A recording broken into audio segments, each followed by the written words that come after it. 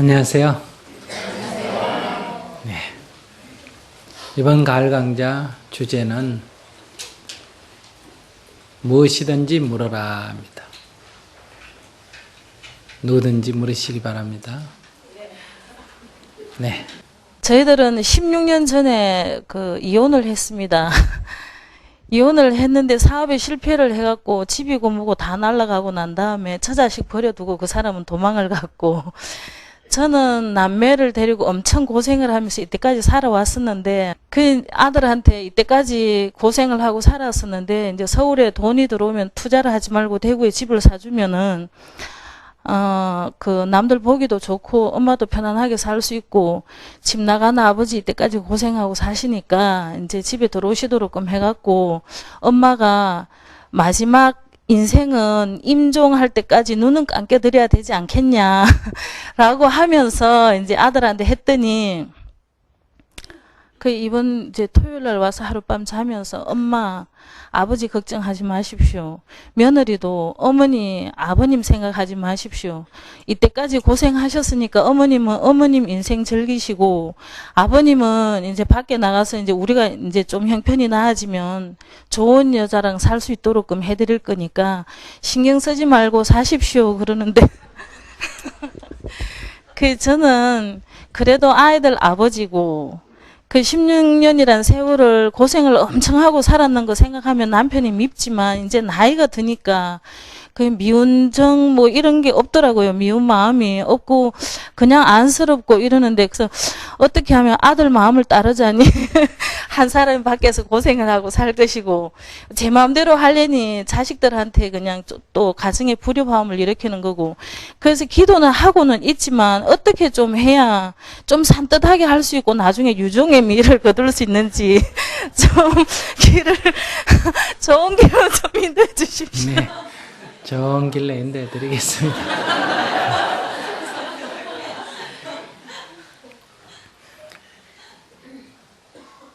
아들에게 지금 이래라 저래라 라고 하지 말고, 그 다음에 집 나간 남편 집으로 데려올 생각도 하지 마세요. 집 나간 남편 집으로 데려오면 1년도 못 살아가지고 또 헤어져야 돼. 그게 더 가슴 아파. 그러니까 집 나간 남편을 집으로 데려오려는 내 생각도 버리고, 또 집 사달라고 아들에게 요구하는 것도 버리고, 그러니까 남편 지가 알아서 들어오면 어떻게 한다? 받아주고, 안 들어오면 놔두고, 그래서 죽었다 소리 들리면 장례나 치러주고, 놔두고, 그 다음에 아들에 대해서도 아들이 엄마 집 한 채 사줄 테니까 노후에 편안히 이제 사십시오 하면 뭐냐 알았다 이러고, 아들이 그냥 집을 안 사주면 나한테 돈 안 달라고 하는 것만 해도 어때요? 고맙다 이렇게 생각하고 그냥 계세요. 지금 열심히 살았기는 살았지만은 남편에 대한 미움 없이 열심히 살았으면 공덕이 아주 클 텐데, 내가 열심히 고생하면서 살은 공덕을 그 남편 미워하는 것 때문에 다 까먹어보고 공덕도 별로 없어요.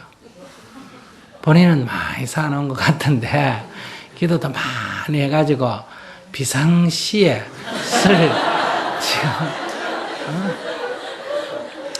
비자금을 좀 모아놓은 것 같이 생각하지만은 지금 비자금이 없습니다.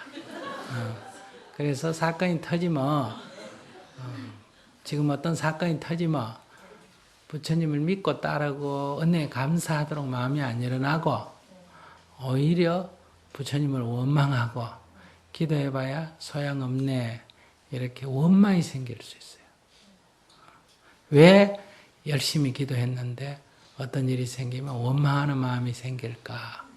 그거는 내 뜻대로 돼달라고 기도를 했기 때문에, 이건 욕심이지 수행이 아닙니다. 그렇기 때문에 그 공덕이 그래 깊지가 못해요.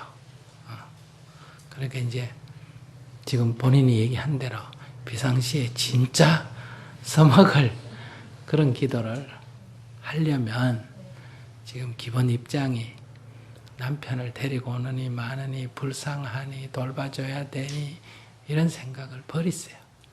지금은 이런 생각 해놓고 또 같이 살면 또 어떤 생각하느냐. 아이고 이 인간을 내가 데려왔나. 마 내버려 둘걸. 길거리에서 죽든지 말든지.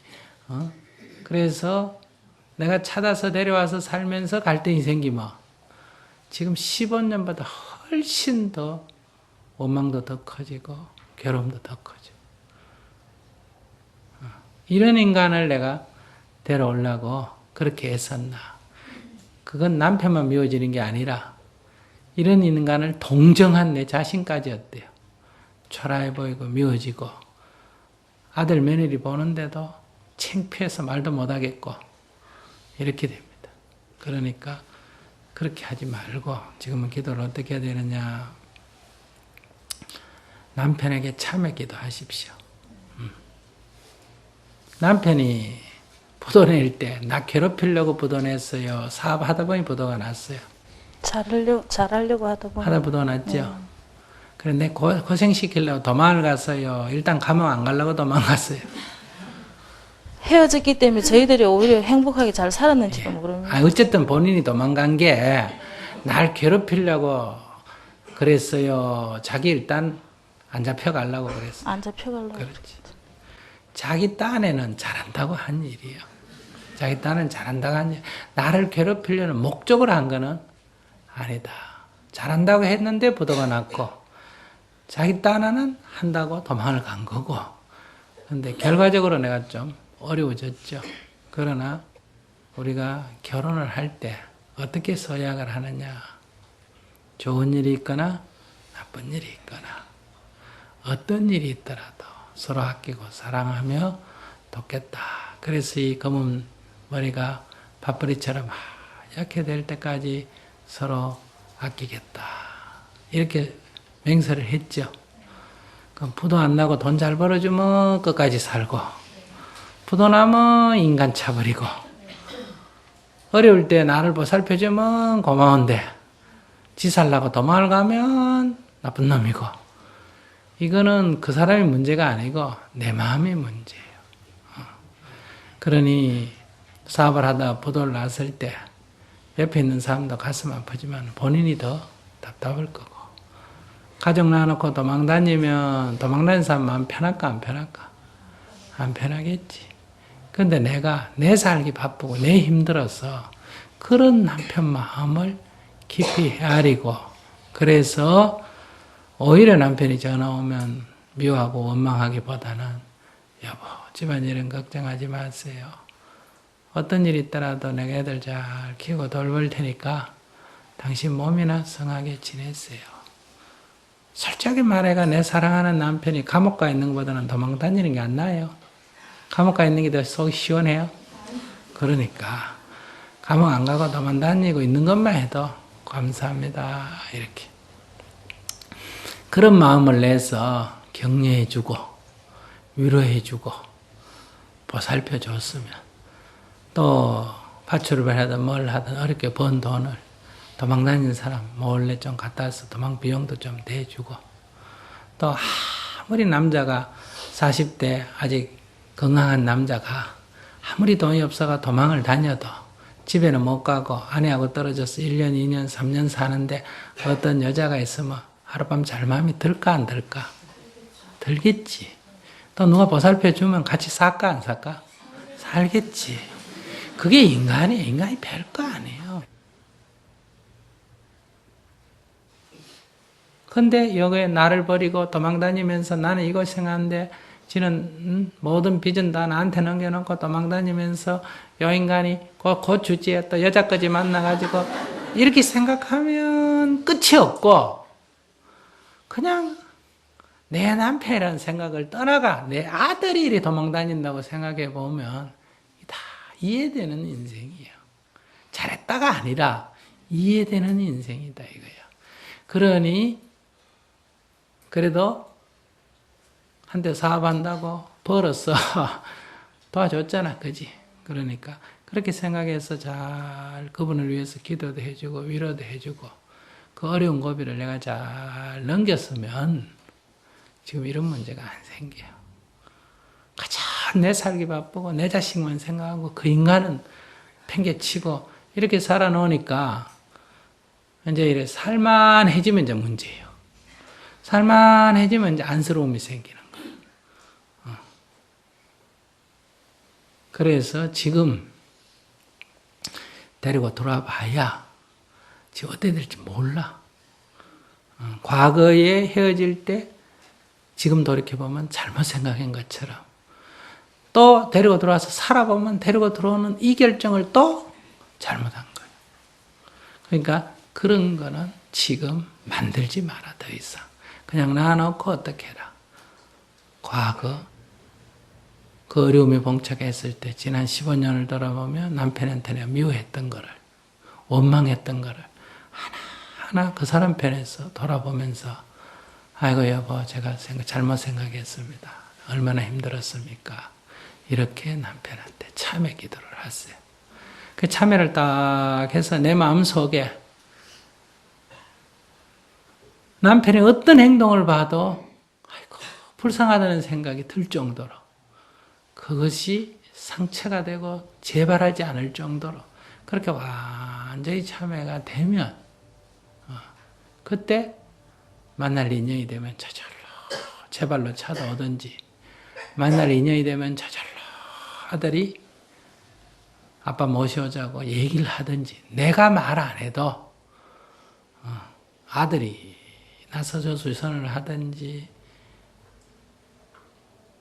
지가 제 발로 걸어 들어오든지 이렇게 저절로 일이 이루어진다. 지금 해야 할 일은 사람 찾는 것도 아니고 집 사는 것도 아니고 뭐 하는 거다? 기도하는 건데 그 기도가 좋은 일 생겨라 뭐 생겨라 이렇게 기도하지 말고 참회 기도를 하세요. 누구에게? 누구에게 참회 기도하라고? 제 스스로 남편을 위해서. 남편을 위해서가 아니라니까. 남편에게 참회 기도를 해라. 남편을 이해하지 못한, 남편을 마음을 헤아리지 못한 내 자신의 어리석음을 깊이 참회해라. 그냥 뭐만 해라고? 참회 기도만 해라. 아무 지금은 행동은 하지 마세요. 머리도 굴리지 말고. 그래서 인연을 따라 저절로 이루어지도록 해야 돼. 그래야 공덕이 된다. 그래야 그 인간이 죽었다 해도 장례 치러줄 마음이 생기고 그 인간이 와도 받아줄 마음이 생기고 와서 돌아다니면서 했던 못된 행동 해도 불쌍한 마음이 생기고 그러면 아들이 엄마를 보고 왜 엄마는 그런 결정을 했나 이런 원망의 소리도 안 듣습니다. 지금 내가 결정을 해가 갈등이 돌아와가 갈등이 생기면 아들로부터 또 원망을 들어야 돼요. 또 이런 한탄을 아들한테 하지도 못해요. 왜? 내가 주장해서 했기 때문에. 그러니까 지금까지 자 어리석게 살았다. 앞으로는 이렇게 일부러 감옥을 내가 만들 필요는 없다. 그 인연에 맡기고 뭐만 해라? 참회기도. 참회기도만 해라. 나이가 몇이라고요? 60이라 그랬죠? 예. 그러니까 이제 놓고 참회기도 해라. 네, 알겠습니다. 네. 고맙습니다.